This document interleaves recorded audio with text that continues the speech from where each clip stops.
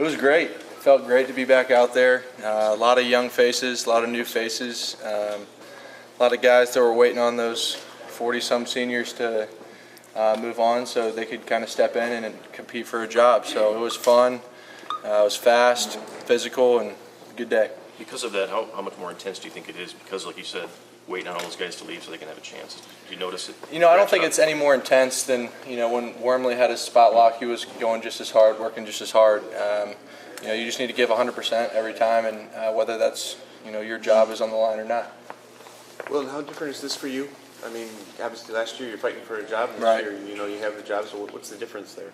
I think the leadership role, it's a little bit easier in terms of, being able to step in and say, hey, this is what we should do, this is what we need to do out on the field when the younger guys maybe aren't up to speed on what a certain play is or what I really want.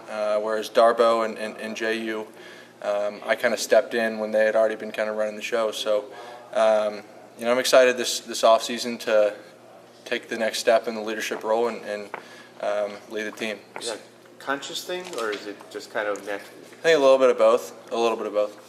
You said last year that you always would feel like you're fighting for a job. Do you feel like you're still in a battle here? Well, I think anytime you're on a football team, basketball team, you can't get complacent, you can't get comfortable, and coaches told that to me, and he said that to Mason, and essentially that no job is ever safe. His job isn't safe.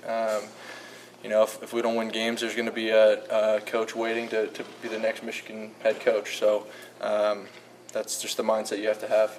How has working with Pep Hamilton benefited you so far? It's only been, a couple months? Yeah, it's been a couple months, but it's a great experience.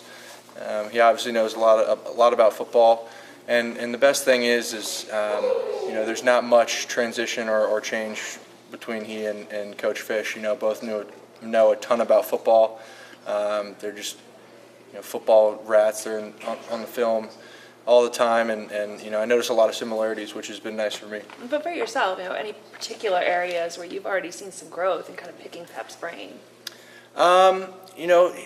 Here and there, I think one thing that kind of helps Coach Pep is that he, played quarterback and played the position, and that was always nice to lean on Coach Harbaugh, but, with two guys. But there's no, now that Pep's here, I can, learn all this or learn all that, because when you're at a place like Michigan, you're going to continue to have assistant coaches just go be head coaches or go be coordinators somewhere else, and it's the Michigan standard to have the next guy up be just as good. Is he helping you? Are you seeing things through a different lens with him though? At the same time, maybe he's new wrinkles that you hadn't thought about before, just because he's different. It's early. We just literally finished practice 1 5 minutes ago, but. Not really.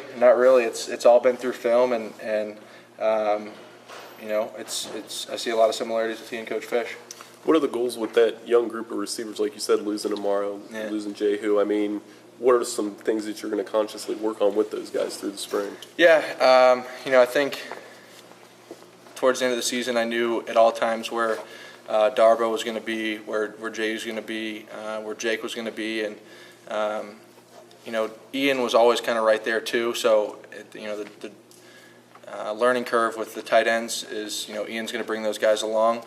But, we're starting fresh with the wide receivers, and Mo Ways, Drake, Koa, Eddie, and DPJ and Tariq, and the rest of the guys are stepping up to the plate so far and had an unbelievable day one.